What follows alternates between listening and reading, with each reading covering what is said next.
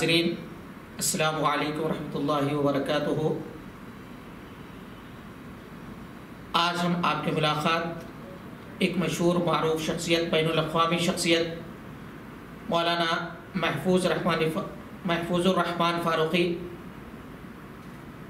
امیر مرکز علوم شرعیت مرٹوارہ و رکن مسلم پرسنل لاء بورڈ سے کروا رہے ہیں، جنہوں نے کئی مشہور شخصیات کا روحانی علاج کیا ہے۔ آپ کئی کتابوں کے مصنف ہیں، کئی دینی و عصری درسگاہوں کے سربراہ و سرپرست ہیں اور کئی قومی و ملی تنظیموں کے سربراہ ہیں۔ آئیے ہم آج سب سے پہلے مولانا سے یہ سوال کرتے ہیں کہ مولانا کیا روحانی علاج کس طریقے سے کیا جاتا ہے؟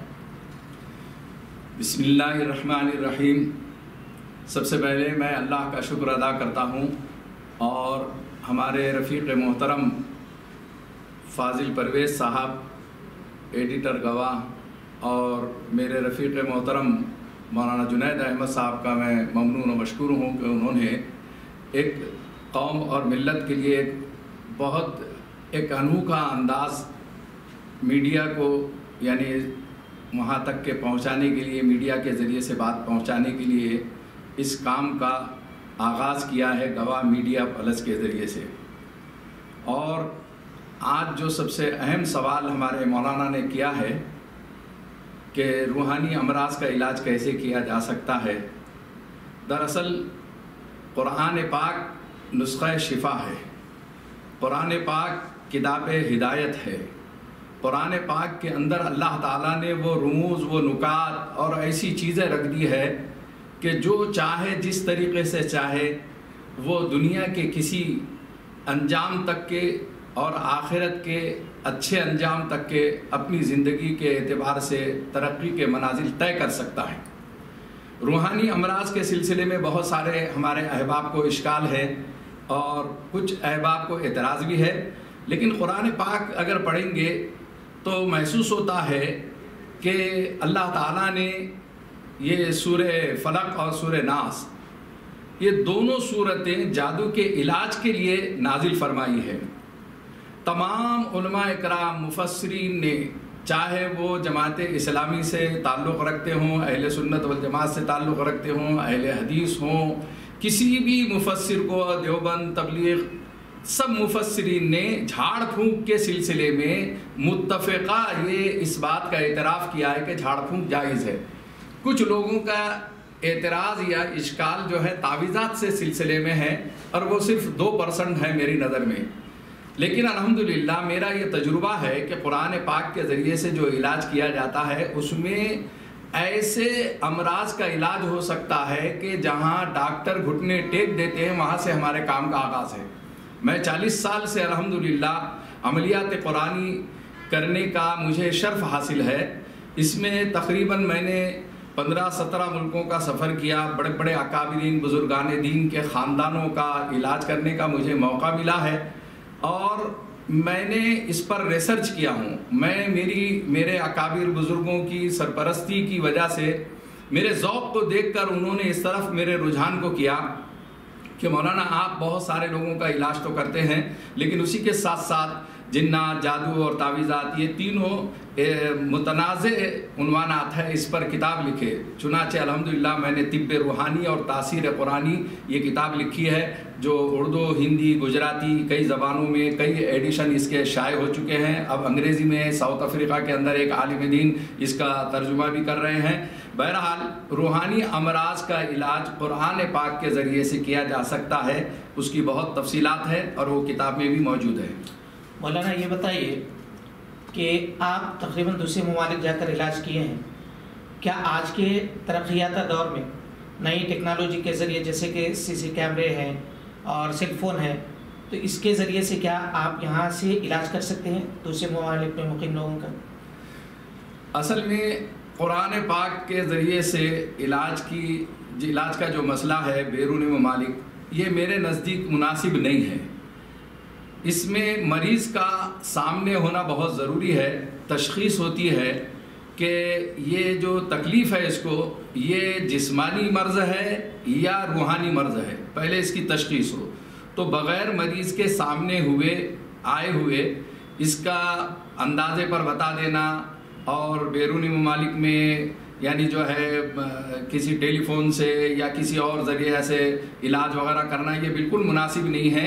اس سلسلے میں بہت احتیاط کرنا چاہیے۔ جسمانی امراض میں جیسے ڈاکٹر سے آپ کیپسول بول کر لا نہیں سکتے، انجیکشن بول کر لا نہیں سکتے، کیفیت پہ کوئی علاج نہیں کرا سکتے، اس سے زیادہ نازک لائن روحانی لائن ہے۔ اگر کوئی عامل اگر کر رہے ہیں ایسا تو کیا وہ صحیح ہے یا ہو سکتا ہے یا نہیں؟ اصل میں عاملین قرآن جو ہے، جو ان کو دعویٰ ہے کہ ہم عامل ہیں، وہ بعض وقت بغیر اصول کے اور باقاعد قرآنی حدود کے، شرعی حدود کے بہت ساری چیزوں کا دعویٰ کر لیتے ہیں۔ یہ غلط ہے۔ ان کو اللہ تعالیٰ توفیق دے، سمجھ دے کہ یہ ایک فن ہے، تعویذات کا یا عملیات کا ایک فن ہے۔ اس فن میں بیسک بنیادی چیزیں جو بتائی گئی ہیں ہمارے بزرگان دین اولیاء کرام نے، اس کو فالو کرتے ہوئے علاج کرنا چاہیے، نہ کہ جدت کو دیکھ کر ایسا کہ جس میں یعنی جو ہے کبھی وہ پھنس جائے، غیر شرعی حرکت کرنے لگے، یہ مناسب نہیں ہے۔ کیا شیاطین عاملوں پر بھی حاوی ہوتے ہیں؟ جو عامل اپنا حصار کر کے، اپنے گھر والوں کا حصار کر کے اور اس کو اصول اور ضابطے سے کسی استاد سے سیکھ کر اگر کرتا ہے تو اللہ کے فضل و کرم سے میرا تجربہ یہ ہے کہ اس کے اوپر کوئی اثر نہیں ہو سکتا ہے، اس کے گھر والوں پر بھی کوئی اثر نہیں ہوتا ہے۔ لیکن ایسے کچے عامل جو کتابوں کو دیکھ کر نقل کر کے لوگوں کو دعا تعویذ کا کام کرنا شروع کر دیے، ظاہر ہے کہ عملیات قرآنی جو ہے اگر آپ کر رہے ہیں تو اس میں جادو کا علاج کر رہے ہیں تو جادوگر آپ کا دشمن ہے، اور آپ جنات نکال رہے ہیں تو جنات کا قبیلہ آپ کا دشمن ہے۔ یہ دونوں دشمن جو ہے طاق میں رہتے ہیں، جب یہ کمزور پڑتا ہے اس وقت یہ حاوی ہو جاتے ہیں۔ تو چنانچہ کچے عاملوں کو میں نے دیکھا ہوں کہ وہ جب اس مصیبت میں گرفتار ہو جاتے ہیں، ان کے اوپر حملہ آور ہو جاتے ہیں جادوگر یا جنات، تو پھر ان کا علاج بہت مشکل ہوتا ہے۔ لیکن مجھے یہ شرف حاصل ہے کہ کئی لوگوں کی میرے پاس فہرست ہے کچے عاملین کی، جن کا علاج کرنے کا مجھے اللہ تعالیٰ نے موقع بھی دیا ہے۔ مولانا یہ بتائیے کہ ہم اور اپنے گھریلو افراد کو کس طریقے سے اس سے محفوظ رکھ سکتے ہیں، جادو ٹونا اور آسیب وغیرہ سے؟ جادو ٹونا اور آسیب سے حفاظت کے لیے سب سے مجرب عمل اس زمانے کے اندر وہ قرآن کی 33 آیتیں ہیں، 33، جس کو منزل کے نام سے علماء نے شائع کر دیا ہے، اور القول الجمیل میں، اور اسی طریقے سے علامہ سیوطی نے اور بڑے بڑے بزرگان دین، بڑے بڑے عاملین نے اس کا یعنی جو ہے تجربہ کر کے، پہلے تو قرآن کے اندر الگ الگ آیتوں سے جو ہے تو نشانے لگا دیا کرتے تھے، بہت مشکل ہوتا تھا، لیکن اب وہ 33 آیتیں یکجا کر کے یعنی جو ہے مجمع لوگوں میں تک کے پہنچا دیا گیا ہے، جس کو رقیہ شریعہ بھی کہا جاتا ہے۔ سعودی عرب میں رقیہ شریعہ کے سلسلے میں جو ہے جواز بھی، اور امام حرم کی آواز میں قرآن کی تلاوت وہ الگ الگ آیتوں کو جوائنٹ کر کے ترتیب دے دیا گیا ہے رقیہ شریعہ۔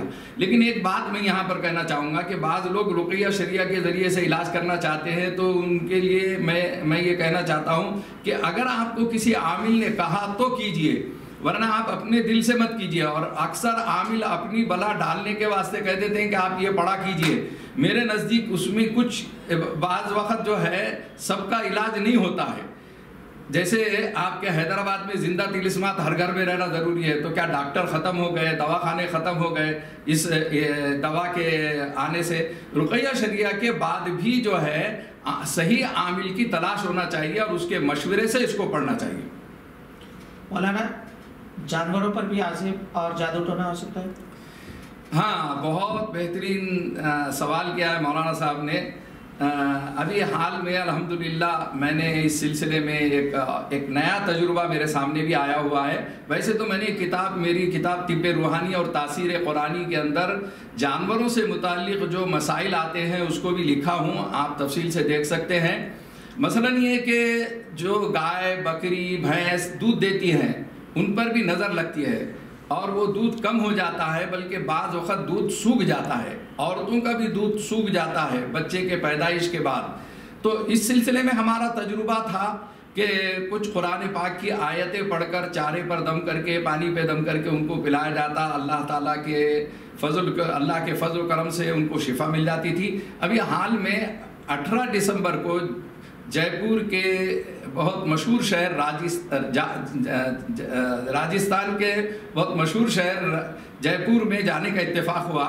وہاں پر ایک ہاتھی سرکش تھا، کئی لوگوں کو نقصان پہنچایا، توڑ پھوڑ کی، اس کے جو بھی ان کے لحاظ سے علاج ہو سکتا تھا کیا، وہ مجبور تھے۔